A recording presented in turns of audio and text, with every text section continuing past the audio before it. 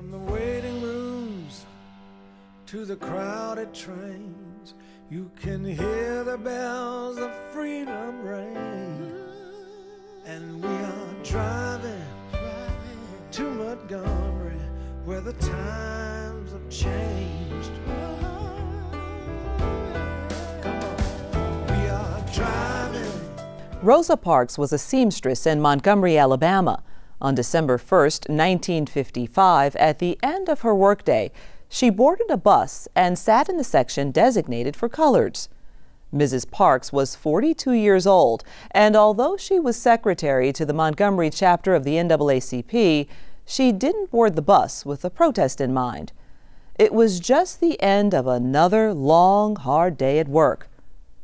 The first 4 rows of seats on Montgomery buses were reserved for white people.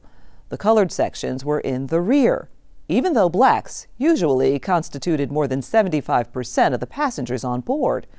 Sections were not fixed, but were identified by a movable sign.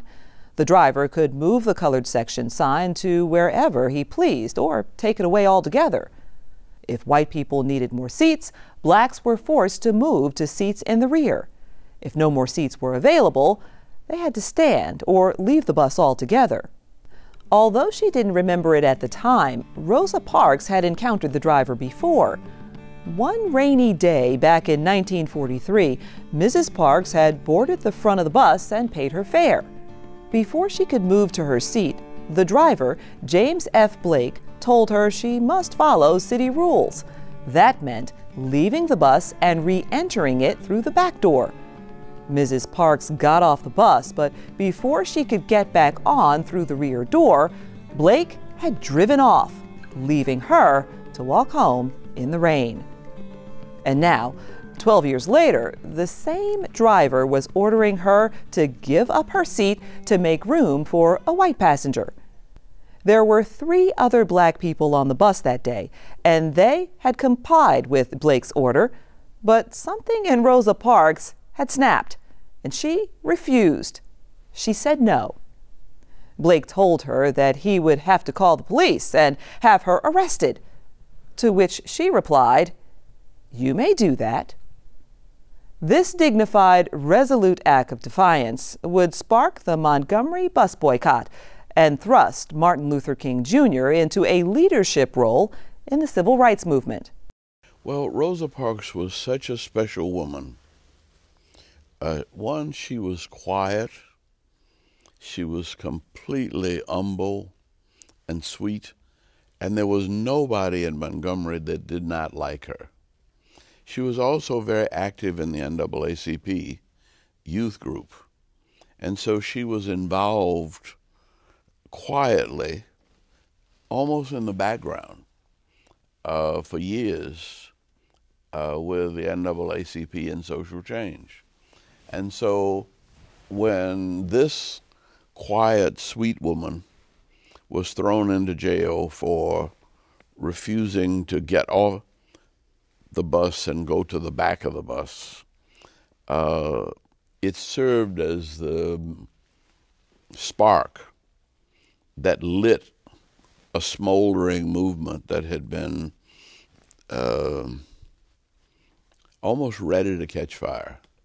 In talking about the Constitution, Dr. King said this: "One day the South will know that when the disinherited children of God sat down at lunch counters, they were in reality standing up for the best in the American dream and the most sacred values in our Judeo-Christian heritage, and thus carrying our whole nation back to the great wells of democracy, which were dug deep by the Founding Fathers in the formulation of the Constitution and the Declaration of Independence."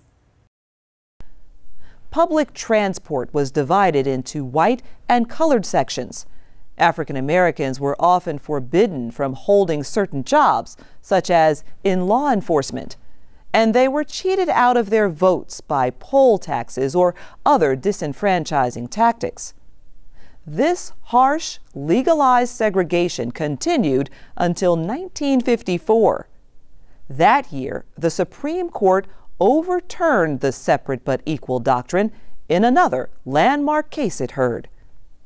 Despite this new Supreme Court ruling African Americans were still not equal. Poorer services and restrictions on voting rights still limited them throughout the country. So when Rosa Parks refused to give up her seat on that bus in December of 1955, she rightly believed that she was exercising her constitutional right to sit where she pleased. Nevertheless, the police came and arrested her. Many years later, on the day the nation celebrated what would have been her 100th birthday, Congressman Charles Rangel said this about Rosa Parks. Commonly known as the First Lady of Civil Rights and the mother of the freedom movement, Rosa Parks is a heroine who will be forever remembered for her courage to stand up for what she believed. I am honored to have been a part of the civil rights movement she helped fuel. Because of her vision for equality, America has made great strides towards a more perfect union.